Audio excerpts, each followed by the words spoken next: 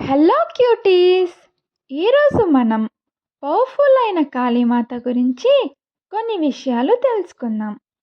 రక్తబీజ్ అనే రాక్షసుడు చాలా ఇయర్స్ తపస్సు చేసి బ్రహ్మదేవుని దగ్గర ఒక వరం కోరాడు.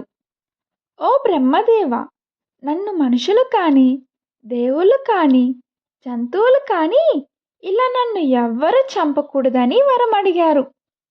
అప్పుడు బ్రహ్మదేవుడు తదాస్తు అని చెప్పి ఇలా అంటున్నారు: నీ ఒంటి నుండి ఒక్క రక్తపు బొట్టు కింద పడినా మరో రక్తబీజుడు ఆ రక్తం నుండి వస్తాడు అని బ్రహ్మదేవుడు వరమిచ్చారు. ఆ వరంతో రక్తబీజుడు శక్తివంతమైన రాక్షసుడయ్యాడు. ఒకరోజు దేవతలు మరియు రాక్షసుల మధ్య భయంకరమైన యుద్ధం జరుగుతుంది.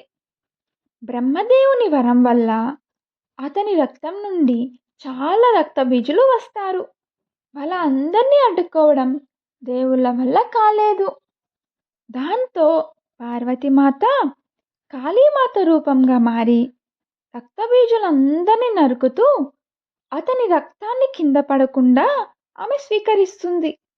ఇలా రక్తబీజులందరినీ హతమరుస్తుంది. అయినా సరే ఆమె ఆగ్రహం మాత్రం అలానే ఉంటుంది. ఎవ్వరు శాంతింపపరచలేకపోయారు.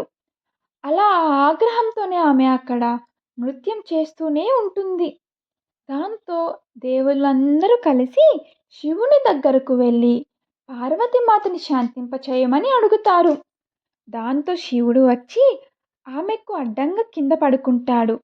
అప్పుడు కాళీమాత కాలు శివుని స్పర్శించగా ఆమె పార్వతి అని, శివుని భార్య అని తెలిసి ఆమె శాంతిస్తుంది. Thanks for watching guys. Please like, share and subscribe.